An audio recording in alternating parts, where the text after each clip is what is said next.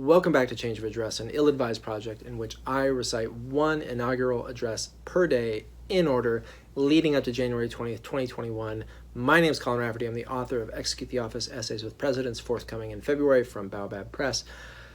And we have a month to go. It is December 20th, 2020, and that means we are a month out from Joe Biden's inauguration. So, very exciting.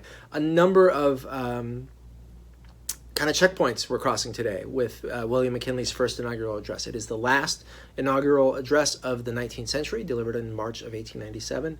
McKinley is the last of the Civil War veterans who becomes president, and he is the next to last of the incredible run of presidents that Ohio has in the 19th and 20th centuries. And early 20th centuries.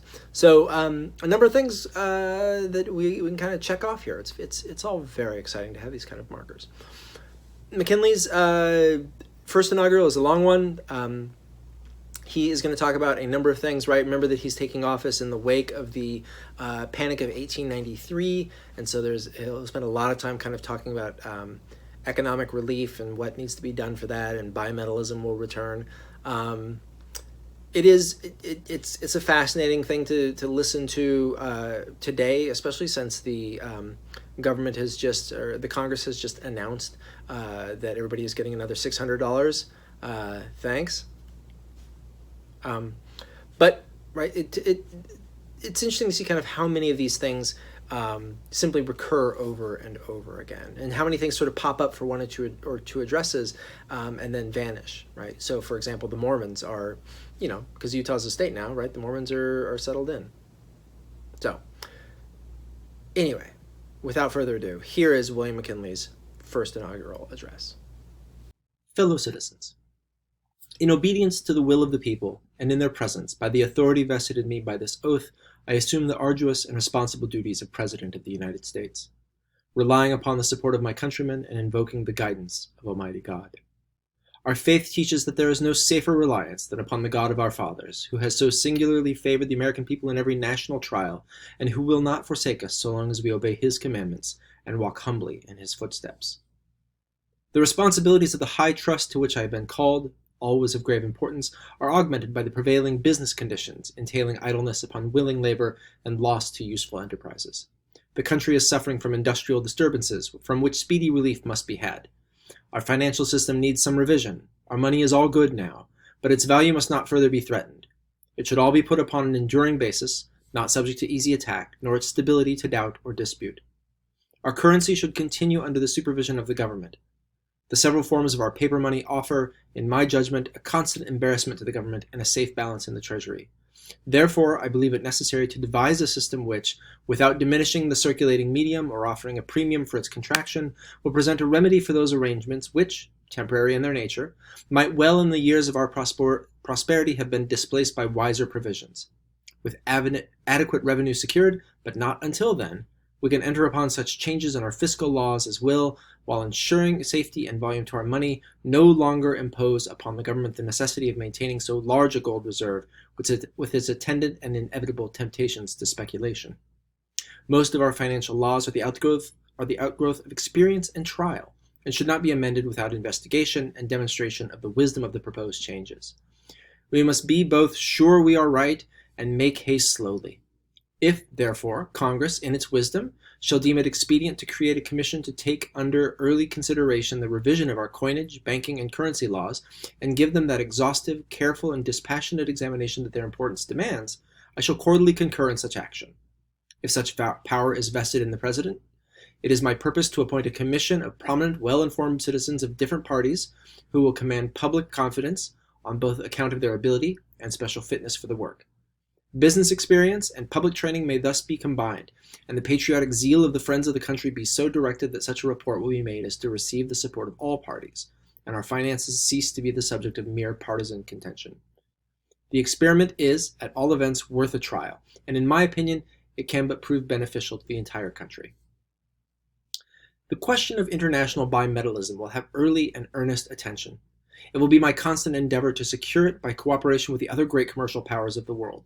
Until that condition is realized, when the parity between our gold and silver money springs from and is supported by the relative value of the two metals, the value of the silver already coined, and that of which may hereafter be coined, must be kept constantly at par with gold by every resource at our command. The credit of the government, the integrity of its currency, and the inviolability of its obligations must be preserved.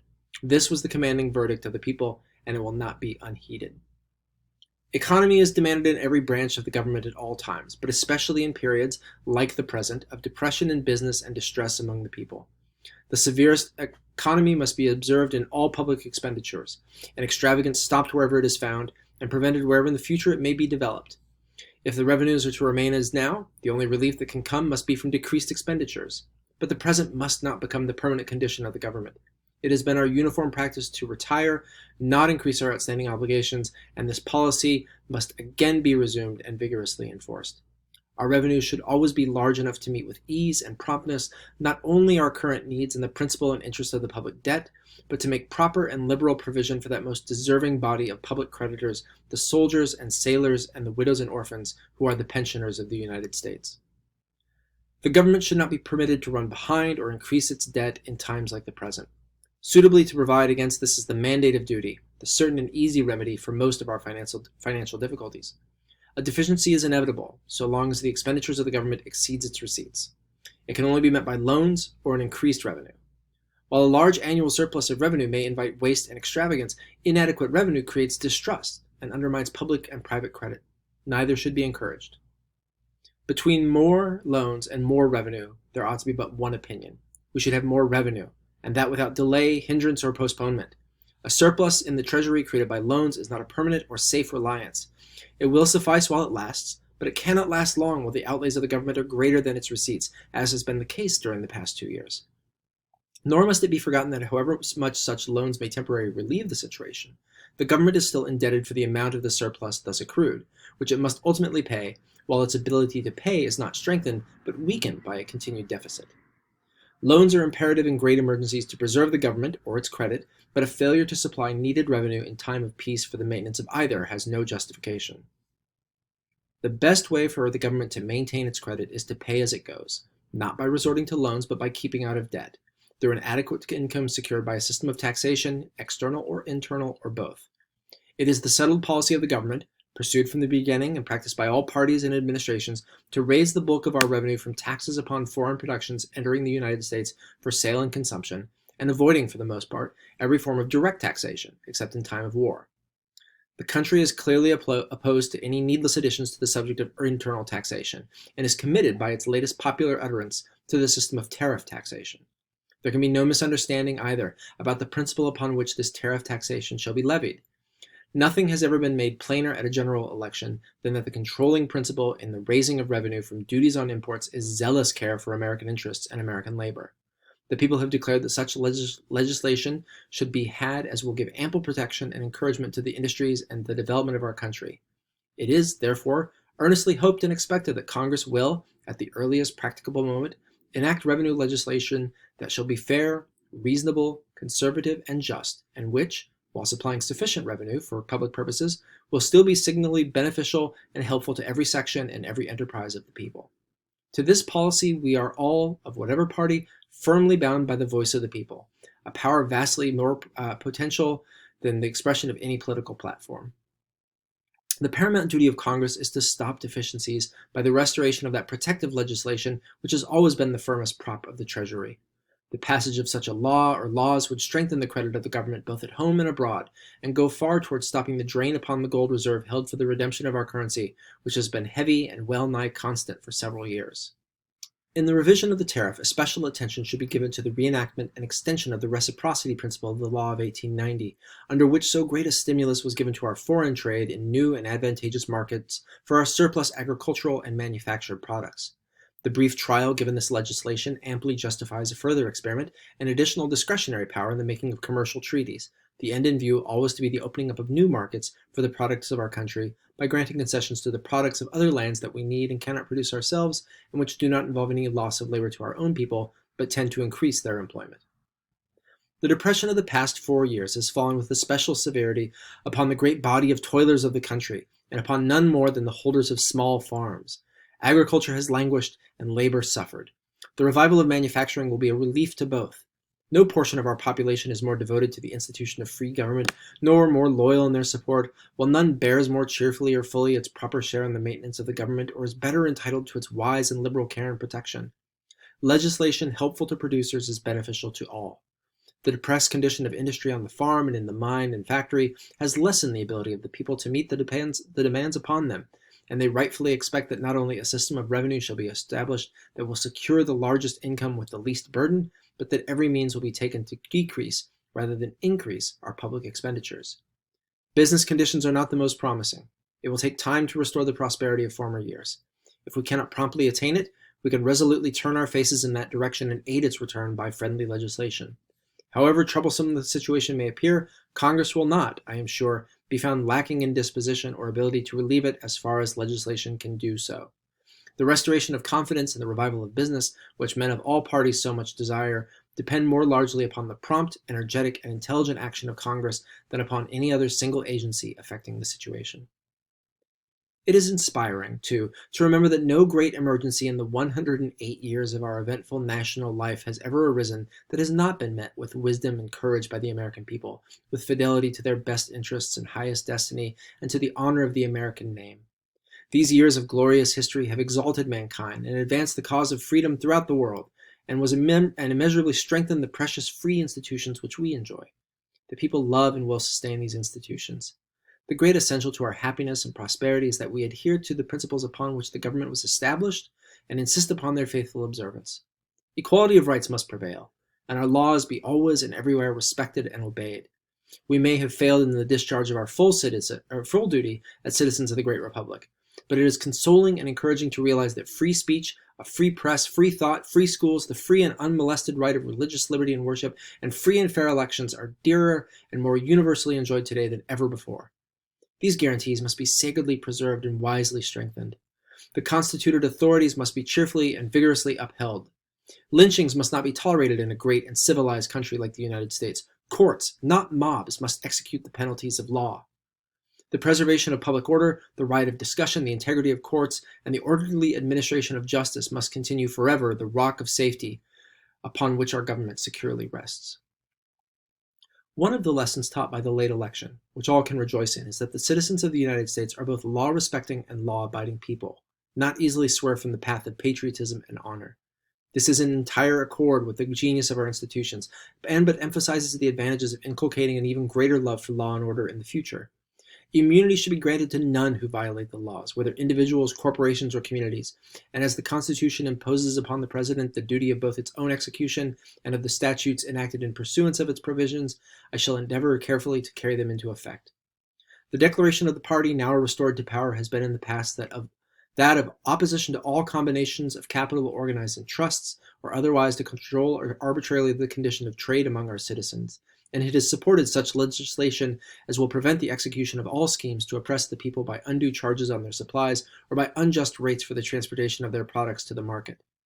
This purpose will be steadily pursued, both by the enforcement of the laws now in existence and the recommendation and support of such new statutes as it may be necessary to carry it into effect. Our naturalization and immigration laws should be further improved to the constant promotion of a safer, a better, and a higher citizenship.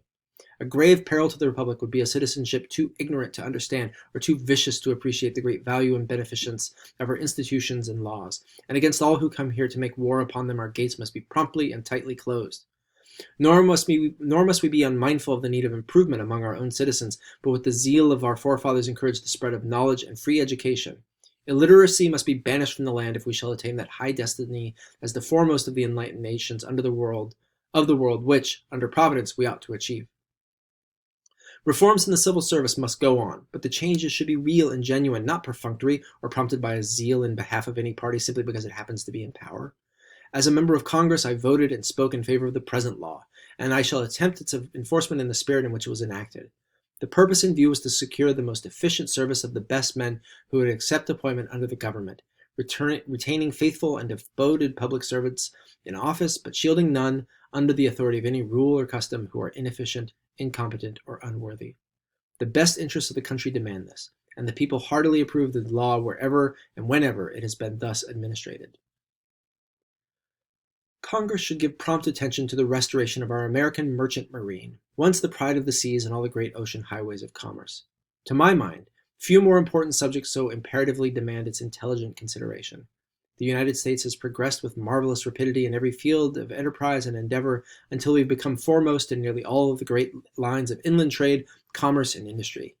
Yet, while this is true, our American merchant marine has been steadily declining until it is now lower, both in the percentage of tonnage and the number of vessels employed, than it was prior to the Civil War.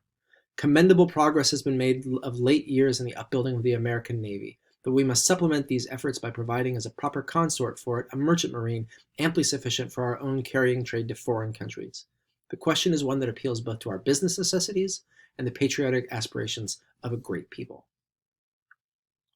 It has been the policy of the United States since the foundation of the government to cultivate relations of peace and amity with all the nations of the world, and this accords with my conception of our duty now. We have cherished the policy of non-interference with affairs of foreign governments wisely inaugurated by Washington, keeping ourselves free from entanglement, either as allies or foes, content to leave undisturbed with them the settlement of their own domestic concerns. It will be our aim to pursue a firm and dignified foreign policy, which shall be just, impartial, ever watchful of our national honor, and always insisting upon the enforcement of the lawful rights of American citizens everywhere. Our diplomacy should seek nothing more and accept nothing less than is due us. We want no wars of conquest. We must avoid the temptation of territorial aggression.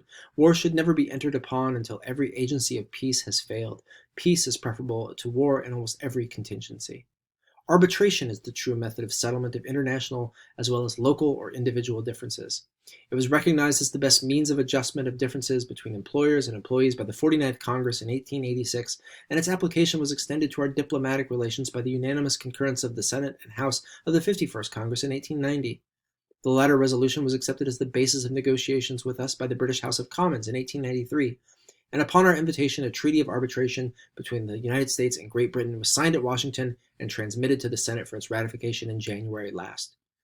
Since this treaty is clearly the result of our own initiative, since it has been recognized as the leading feature of our foreign policy throughout our national entire history, the adjustments of difficulties by judicial methods rather than by force of arms, and since it presents to the world the glorious example of reason and peace, not passion and war, controlling the relations between two of the greatest nations in the world, an example certain to be followed by others, I respectfully urge the early action of the Senate thereon, not merely as a matter of policy, but as a duty to mankind.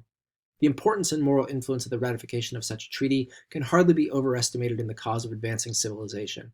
It may well engage the best thought of the statesmen and people of every country, and I cannot but consider it fortunate that it was reserved to the United States to have the leadership in so grand a work. It has been the uniform practice of each president to avoid, as far as possible, the convening of Congress in extraordinary session. It is an example which, under ordinary circumstances and in the absence of a public necessity, is to be commended. But a failure to convene the representatives of the people in Congress in extra session, when it involves neglect of a public duty, places the responsibility of such neglect upon the executive himself. The condition of the public treasury, as has been indicated, demands the immediate consideration of Congress. It alone has the power to provide revenues for the government. Not to convene it under such circumstances, I can view in no other sense than the neglect of a plain duty. I do not sympathize with the sentiment that Congress in session is dangerous to our general business interests. Its members are the agents of the people, and their presence at the seat of government in the execution of the sovereign will should not operate as an injury, but as a benefit. There could be no better time to put the government upon a sound financial and economic basis than now. The people have only recently voted that this should be done, and nothing is more binding upon the agents of their will than the obligation of immediate action. It has always seemed to me that the postponement of the meeting of Congress until more than a year after it has been chosen deprived Congress too often of the inspiration of the popular will and the country of the corresponding benefits. It is evident, therefore, that to postpone action in the presence of so great a necessity would be unwise on the part of the executive because unjust to the interests of the people. Our action now will be freer from mere partisan consideration than if the question of tariff revision was postponed until the regular session of Congress. We are nearly 2 years from a congressional election, and politics cannot so greatly distract us as if such contest was immediately pending.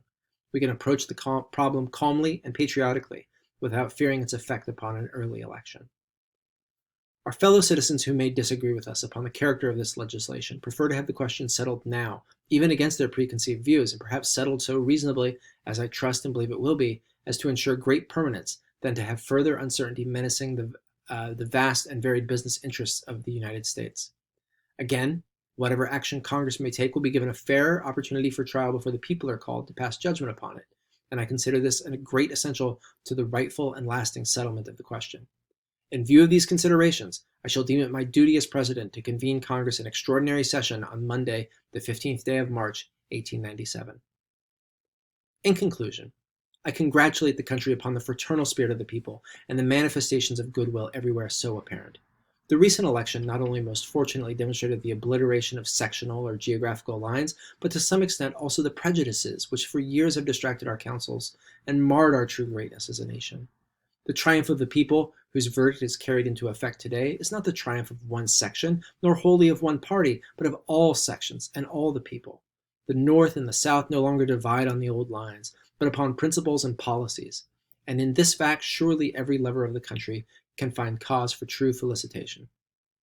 Let us rejoice in and cultivate this spirit. It is ennobling and will be both a gain and a blessing to our beloved country. It will be my constant aim to do nothing and permit nothing to be done that will arrest or disturb this growing sentiment of unity and cooperation, this revival of esteem and affiliation which now animates so many thousands in both the old antagonistic sections, but I shall cheerfully do everything possible to promote and increase it. Let me repeat again the words of the oath administered by the Chief Justice, which, in their respective spheres, so far as applicable, I would have all my countrymen observe. I will faithfully execute the office of President of the United States and will, to the best of my ability, preserve, protect, and defend the Constitution of the United States. This is the obligation I have reverently taken before the Lord Most High. To keep it will be my single purpose, my constant prayer, and I shall confidently rely upon the forbearance and assistance of all the people in the discharge of my solemn responsibilities. William McKinley's first inaugural address. He would be reelected 4 years later in the wake of the Spanish-American War. So for all his mentioning of arbitration and treaty making as the first instrument of foreign policy, it's certainly not the only instrument of foreign policy that he uses. So anyway, thanks for tuning in. We'll see you tomorrow with William McKinley's second inaugural address, and I'll see you then.